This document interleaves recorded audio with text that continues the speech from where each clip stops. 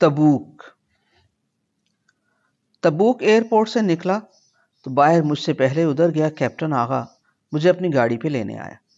مدینہ منورہ اترا ہوتا تو ادھر میرے کزن کا گھرانہ جو برس ہا برس سے ادھر تھا ان میں سے کوئی لینے آتا۔ ادھر ڈیوٹی کا معاملہ تھا، جہاں اتارا گیا اتر گیا۔ میرا دوست پہنچا ہوا تھا، اس کی چمکتی لائٹ گرے گاڑی کی ڈگی میں میرا سامان پڑا تھا، ایک نیلا بیگ اور پرانا کالا ٹرنک کو آتے ہی میں نے اچھی طرح الٹا کر کے جھاڑا، پونچھا اور ایک تازہ اخبار اٹھا کے بچھایا۔ اخبار میں گہری سلوٹیں تھیں، ہاتھ مل مل کے سلوٹیں سیدھی کیں۔ اسی اخبار پہ ہاتھ پھیرتے پھیرتے اپنے داہنے ہاتھ کی ہتھیلی کی نکر کئی بار اس اخبار میں چھپی ہوئی ایک بڑی سی تصویر پہ پھیری۔ تصویر میں امریکی افواج کے کمانڈر ان چیف اپنی ابلتی ہوئی خوشگوار مسکراہٹ چہرے پہ لیے، آنکھوں میں کوئی دور فتح کی سوچے، ایک ارب پتی سعودی عربی اسامہ بن لادن کا ہاتھ گرم جوشی سے اپنے دونوں ہاتھوں میں لیے کھڑا تھا۔ اسی اخبار میں نیچے صدر ضیاء الحق اپنی کالی شیروانی پہنے، بائیں جیب میں جاتی دل کے اوپر بنی شیروانی کی جیب پہ دایاں ہاتھ رکھے، قطار میں مؤدب جھکے کھڑے ملکی دانشوروں سے ہاتھ ملا رہا تھا۔ اخبار کی سلوٹیں پوری نکالے بغیر میں نے اس میں اپنے کپڑے رکھے اور سامنے ٹیلی ویژن کی سکرین پہ اینیمل ورلڈ چینل پہ بنی دلچسپ ڈاکومنٹری کو دیکھتا رہا، جس میں گورے جنگل سے چیتے پکڑ کے ان کے جسموں میں خفیہ چھوٹی چھوٹی چپیں لگا لگا کے پھر جنگل میں انہیں چھوڑ کے اپنے کمپیوٹر میں چھوڑے ہوئے چیتوں کی سب حرکات و سکنات، ان کی بھاگنے دوڑنے کی جگہیں اور چھپنے کے غار دیکھ رہے تھے، مسکرا رہے تھے۔ ڈاکیومنٹری مزے کی تھی مگر مجھے جلدی تھی۔ میں نے سامان پیک کیا اور پاکستان سے سعودی چارٹرڈ جہاز پہ تبوک پہنچ گیا۔ تبوک ایئرپورٹ سے کیپٹن آغا کی گاڑی تیز اڑتی ہوئی تبوک شہر سے 40 کلومیٹر باہر بنی ہوئی چھاؤنی خالد بن ولید کینٹ کی طرف بھاگے جا رہی تھی۔ سڑک کے دونوں طرف سنہری بڑی بڑی روشنیاں تھیں۔ رات کے اندھیرے میں اس سنہری روشنی سے سنہرے پن کے سوا کچھ نظر نہ آتا۔ میں کیپٹن آغا سے پوچھنے لگا، باہر ہریالی ہے، گھاس ہے یا درخت؟ وہ مسکرائے، کہے صبح ہونے دو، سب نظر آ جائے گا، اس سنہرے پن کے پیچھے کیا ہے۔ اس کے کہنے کا انداز کہہ رہا تھا کہ ہریالی کے مغالطوں سے اب نکل آؤ، صرف سنہرے پن کو جیو۔ چھاؤنی کے بڑے سے گیٹ سے اندر گئے تو شاندار عمارت ہے۔ میری یونٹ کا نام 13 ٹینک بٹالین تھا۔ آفیسرز میس میں جس کمرے کی چابی مجھے دی گئی اس کے دروازے پہ کمرہ نمبر 13 لکھا تھا۔ اندر فرانس سے منگوایا ہوا ٹیک کا چمکتا فرنیچر، صوفے، کرسیاں اور کھلا سا بیڈ کے کونے پہ لکھا تھا بیڈ نمبر 13۔ میں 13 کا بار بار ہنسا ادھر دیکھ کے دل ہی دل میں مسکرایا۔ مجھے احساس ہوا مغرب والے جس ہنسے سے خوفزدہ رہتے ہیں وہ میری زندگی کا خوش نصیب ترین ہنسا ہے۔ ادھر ہمیں سعودی یونیفارم مل گئی۔ میرے کندھے پہ اب 3 پیتل کے پھولوں کی بجائے 18 کیرٹ گولڈ پلیٹڈ 3 ستارے تھے، ساتھ لکھا تھا الجیش العربیہ السعودیہ۔ ادھر مجھے کیپٹن نہیں نقیب کہتے تھے۔ ڈاکٹر ہونے کی وجہ سے میری تنخواہ دوسرے کپتانوں سے دگنی سے بھی زیادہ تھی۔ نان پریکٹس الاؤنس کی وجہ سے خوشحالی وہم و گمان سے زیادہ تھی۔ ادھر کرولا کار میرے بیٹ مین کے پاس تھی۔ وہ گیرج میں آ کے ذرا ہٹ کے اپنی کار کھڑی کرتا اور ایک کپڑا نکال کے میری گاڑی صاف کرنے لگتا۔ میں نے ایک لمبی سی گاڑی خریدی تھی جو اکثر پاکستانی سڑکوں پہ مڑے بھی نہ، میرون رنگ کی۔ بازار جاتا تو دکانوں پہ پڑی ہر شے اپنی دسترس میں لگتی، میوزک سسٹم، ویڈیو کیمرے اور جو اوٹ پٹانگ چیز نظر آئی خرید لیتا۔ پہلی بار 3-4 مہینوں کی اکٹھی تنخواہ ملی، لا کے دراز میں رکھ دی۔ ہماری یونٹ کا ایک میجر آیا اور بولا، ڈاکٹر تم بہت فضول خرچ ہو، اتنے پیسے کیا کرو گے؟ وہ سارے اٹھا کے لے گیا۔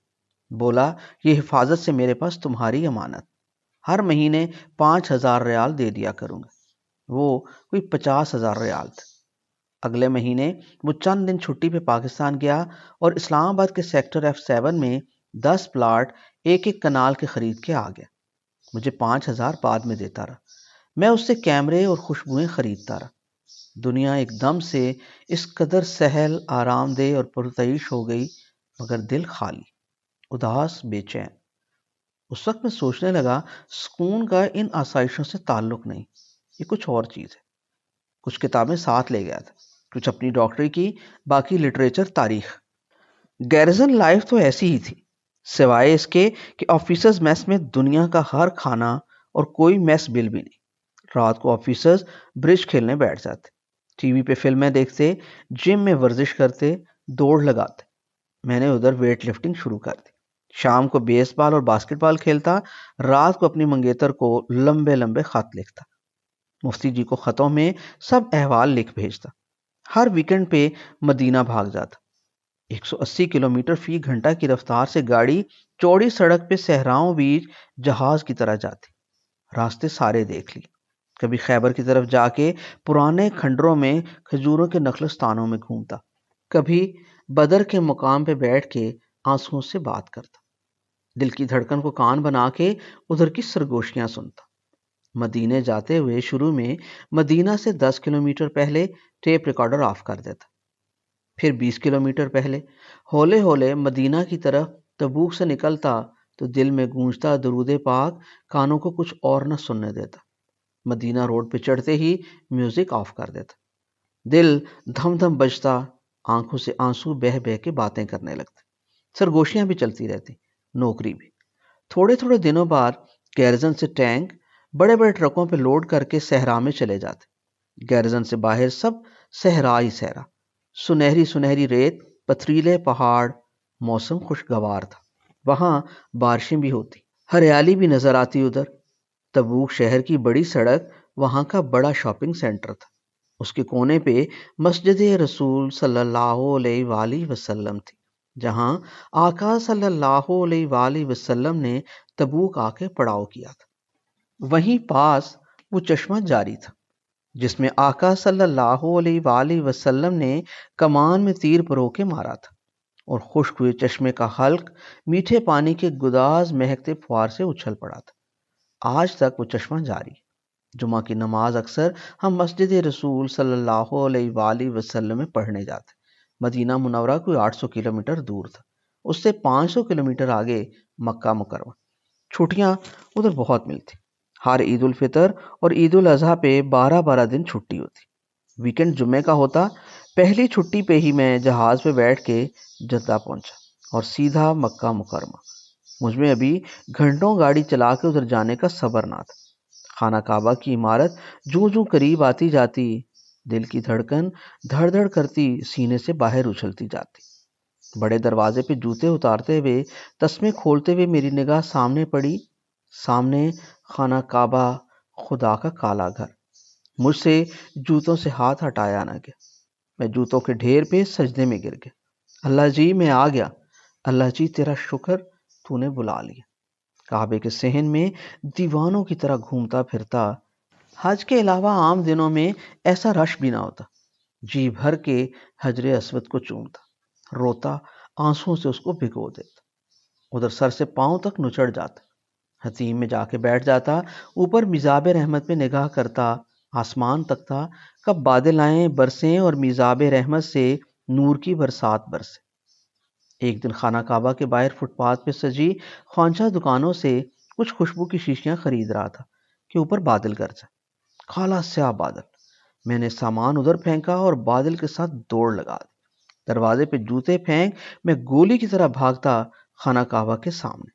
بوندا باندی شروع ہو گئی، حجر اسود بھی بارش میں گیلا گیلا، اس کے ہونٹوں پہ ہونٹ رکھ کے ساری نمی چوس لی۔ اوپر بارش تیز ہو گئی، آنسوؤں کی رفتار بھی تیز، بارش میں آنسو بہانے کا لطف ہی اور۔ طواف کا پہلا چکر لگاتے ہوئے چکر توڑا اور حتیم میں گھس گیا۔ 20-25 لوگوں کا جتھا شہد کی مکھیوں کی طرح میزاب رحمت سے برستے پانی کے نیچے تھر تھرا رہا تھا۔ پہلی بار اوپر سے آتے پانی کی موٹی دھار سر پہ پڑی تو جیسے جلتے انگاروں پہ فائر بریگیڈ کا نل گرے، جسم کے اندر جسم اڑ گیا، روح چیخے اللہ اکبر اللہ اکبر، میرا اللہ سونا اللہ۔ پون گھنٹہ میں اس پانی میں نہایا، سر سے پاؤں تک ہر سویا خلیا بیدار ہو گیا، ہوش و حواس گم۔ وہاں ہوش کو ہوش رہتا کب؟ جب بھی ادھر جاتا مجنوں بنا لیلا کے گرد گھومتا پھرتا، پروانہ بنے پروں کو پھڑ پھڑاتا شمع کے گرد پاگلوں کی طرح۔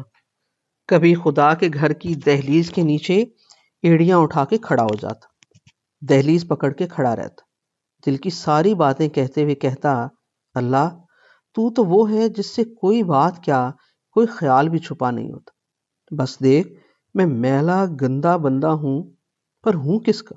تیرا بندہ، تیرا اپنا بندہ، جس کے پاس اپنا کچھ بھی نہیں، بس تیرا بندہ، تیرے محبوب صلی اللہ علیہ وآلہ وسلم کا غلام، جو میرے آقا صلی اللہ علیہ وآلہ وسلم ہے۔ وہ زندگی بھر کی کجیوں، غلطیوں، برائیوں، گناہوں سے شرمسار ہونے کی انوکھی جگہ، اصل دھوبی گھاٹ۔ رات بھر وہاں رہتا، کبھی طواف میں دوڑنے لگتا، کبھی سجدے میں گرا رینگتا روتا، آنسوؤں سے اللہ کے صحن میں اپنی روتی آنکھیں ملتا، اس کے صحن کی مٹی چومتا، لرزتا پھرتا۔ پیار کی نہ کوئی حد ہوتی نہ ہو سکتی۔ کعبے کے کالے بھاری غلاف کے اندر منہ دے کر کھڑا ہو جاتا، سینہ کھول کے کعبے کے پتھروں پہ لگاتا، اپنے تڑپتے بےتاب دل کی ساری دھڑکن میں کعبے کے پتھروں کا لمس بھر لیتا، بازو پھیلا کے غلاف کے اندر ہی اندر کعبے کو یوں گلے لگا لیتا جیسے جنم کا بچھڑا مسکین بچہ اپنی ماں سے لپٹ گیا۔ ان چند سالوں میں ان گنت عمریں کی، حج ایک بار کی، دوسری بار بھی کرنے کی نیت کی، مگر اس نے روک دیا۔ ہوا یوں کہ حج کے دن آنے سے پہلے ہمارے کمانڈنگ آفیسر نے کہا، آدھے آفیسر اس سال حج کر لیں، آدھے اگلے سال۔ میں نے پوچھا، حج اور عید الاضحیٰ کی چھٹیاں تو سب کو ملیں گی؟ بولے، ہاں وہ چھٹیاں آپ جدھر مرضی گزاریں۔ پہلے سال تک میری شادی نہیں ہوئی تھی، خیال تھا کہ اگلے سال شادی کے بعد بیوی کے ساتھ والدین کو بلا کے حج کروں گا، اس لیے اگلے سال کے لیے نام دے دیا، مگر دل میں بدنیتی، سوچا کہ عید تو میں نے مدینہ میں کرنی ہے۔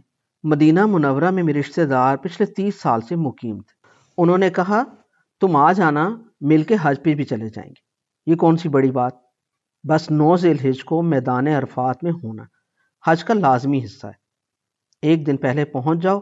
یوں میں خوش کے چکر دے دیا، دونوں سال حج کر لوں گا، اگلے سال یونٹ کے ساتھ سرکاری پروٹوکول سے، اس سال عید کے بہانے اپنے کزن اور اس کے بچوں کے ساتھ۔ جس صبح میں نے مدینہ روانہ ہونا تھا، اس رات میں تبوک چھاؤنی میں دیر تک باسکٹ بال کھیلتا رہا، آدھی رات ہو گئی، مجھے ہوش ہی نہیں، میں باسکٹ بال کورٹ میں۔ یہ کھیل ایسا ہے کہ بندہ اکیلا بھی گھنٹوں چاہے بھاگتا دوڑتا کھیلتا جائے۔ جنہوں نے یونٹ کے ساتھ حج پہ جانا تھا وہ چلے گئے، میں نے اگلے دن صبح مدینہ نکلنا تھا، ذی الحجہ کی 8 تاریخ کو، مگر اگلی صبح آنکھ کھلی تو بستر میں میرا سارا جسم اکڑا ہوا، ٹانگیں، بازو، کمر، میں اکیلا کمرے میں پڑا چیخوں، روؤں، اللہ جی یہ کیسی رسی سے باندھ دیا جو نظر ہی نہیں آتی، کھلا بھی نہیں جاتا، خود ڈاکٹر ہوں، دوائیاں بھی بے اثر۔ 8 ذی الحجہ کا دن گزرتا جائے اور جسم کا اکڑاؤ کم ہوتا جائے، 9 ذی الحجہ کی صبح آئی تو جسم حشاش بشاش جیسے کبھی موج تک نہیں آئی، گاڑی نکالی، دوڑائی، مدینہ کزن کے پاس پہنچتے شام ہو گئی۔ حج کے لیے اسی دن میدان عرفات میں حاضری ضروری تھی۔ وہ گلے لگا کے بولا، خیر ہے، حج اگلے سال سے ہی، صبح عید ہے، لگتا ہے آقا صلی اللہ علیہ وآلہ وسلم چاہتے عید تم ان کے قدموں میں کرو۔ میں رونے لگا، میں نے تو آقا صلی اللہ علیہ وآلہ وسلم سے عیدی بھی لینی، کہا صبح کا اب انتظار نہیں ہونا، ابھی لے چلو آقا صلی اللہ علیہ وآلہ وسلم کے قدموں میں۔ اس کے گھر سے تھوڑی دور آقا صلی اللہ علیہ وآلہ وسلم کا سبز گنبد تھا، وہ عید رات وہیں آقا صلی اللہ علیہ وآلہ وسلم کے قدموں میں گزاری، آنکھوں میں آنسو، دل سینے میں اچھل رہا۔ ریاض الجنہ میں مجھے ساتھ بٹھائے میرا کزن بولا، یہ چاروں طرف آقا صلی اللہ علیہ وآلہ وسلم کے روضہ مبارک کی دیواروں پہ سونے کے لفظوں میں لکھی خطاطی جانتے ہو کس کے ہاتھ کی؟ کس کے ہاتھ کی؟ بولا، تمہارے نانا کے کزن بابا صادق مرحوم کی۔ وہ بابا صادق میرے کزن کے سسر بھی تھے۔ پھر وہ بابا صادق کی کہانی سنانے لگا۔ بابا صادق پاکستان بننے سے پہلے سعودی عرب چلے گئے تھے، جدہ میں رہتے تھے، آرٹسٹ تھے، تصویریں بناتے تھے، مصوری کرتے تھے، چھوٹی سی آرٹ گیلری بنا کے روزی کماتے تھے۔ وہیں کہیں ان کا ایک دوست انہیں ملنے آیا کرتا تھا، ہر بار ان کے ہاتھ کی بنی تصویریں دیکھ دیکھ کے آشش کرتا، ساتھ کہتا اوہو، پھر لمبی سی آہ بھرتا۔ ایک دن بابا صادق نے پوچھ لیا، یہ اوہو اور آخر میں کیوں کہتے ہو؟ وہ بولا، دیکھو، اللہ نے تمہیں کمال کا ہاتھ دیا، ہر نقش تم کتنا سونا بنا کے دکھا دیتے۔ بابا صادق بولے، اللہ کی دین ہے، مگر تم اوہو اور کیوں کہتے ہو یہ کہہ کے؟ دوست بولا، یار برا نہ مناؤ، اگر تم اپنے اس آرٹسٹ ہاتھ سے کیلی گرافی کرو، قرآن کی آیات لکھو، آقا صلی اللہ علیہ وآلہ وسلم کی ثنا لکھو، تو کیا ہی بات ہے۔ وہ تو یہ کہہ کے چلا گیا۔ بابا صادق اندر سولی پہ چڑھ گیا، ٹکٹکی پہ بن گیا۔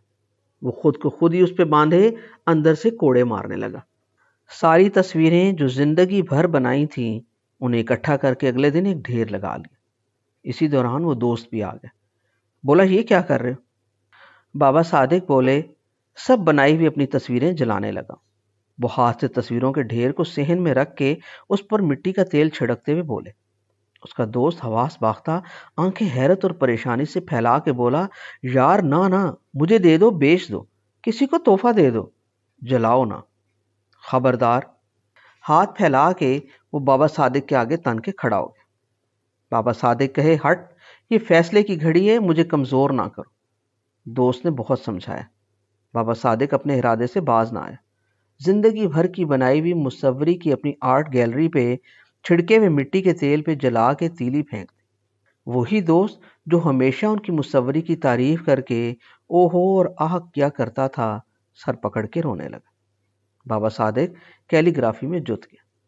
انہی دنوں شاہ فیصل شہید کے زمانے میں سعودی حکومت نے ریاض الجنہ کی تزئین نو کے لیے ملک بھر سے کیلی گرافر بلائے ان کے ٹیسٹ کے لیے۔ بابا صادق ادھر سلیکٹ ہو گئے۔ کہاں تھا، کہاں بھرتی کر لیا گیا۔ انہیں کے ہاتھ کی خطاطی کے شاہکار حکومت سعودیہ نے سونے کے پانی میں ڈبو کے بڑے بڑے کتبے بنا کے آقا صلی اللہ علیہ وآلہ وسلم کے روضہ مبارک کے سامنے ریاض الجنہ کی دیواروں پہ آویزاں کر دی، اور انہیں ہمیشہ کے لیے مسجد نبوی صلی اللہ علیہ وآلہ وسلم میں تزئین و آرائش کا عہدہ دار بنا کے رکھ لیا۔ انہی دنوں بابا صادق کو اپنی بیٹیاں بیانی تھی۔ ایک بیٹی کے رشتے کے لیے وہ پاکستان آئے۔ امی جی کے وہ چچا لگتے تھے، ہمارے گھر بھی آئے۔ بھائی جان ان دنوں انجینئرنگ یونیورسٹی میں پڑھ رہے تھے۔ امی جی بولی، چچا بالا چھوٹا ہے ابھی۔ وہ ہماری خالہ کے پاس لائل پور گئے، اسی گھر میں جدھر ابا جی کے ساتھ آدھی رات کو میں یہی کالا ٹرنک اٹھائے میڈیکل کالج میں داخلے کے لیے گیا تھا۔ خالہ کا ایک ہی بیٹا تھا، بھائی عبداللطیف۔ وہ مان گئی۔ بھائی عبداللطیف کو بابا صادق ساتھ لے گئے، انہیں اپنی بیٹی سے بیاہ دی۔ بھائی عبداللطیف نے جنت البقیع کے پاس ایک جنرل سٹور کھول لیا، وہیں قریبی گھر بنا لیا۔ بابا صادق کا ایک بیٹا تھا، وہ بھی مسجد نبوی میں کیلی گرافی سیکشن میں ملازم رکھ لیا گیا۔ ان دنوں جب بھائی عبداللطیف مجھے آقا صلی اللہ علیہ وآلہ وسلم کے قدموں میں لے کے گئے تو ریاض الجنہ کے چمکتے سونے سے لکھے قرآنی الفاظ کو دکھا کے بولے، یہ میرے سسر تیرے نانا بابا صادق کے ہاتھ کے لکھے۔ بابا صادق تو پاس ہی جنت البقیع میں محو خواب تھے۔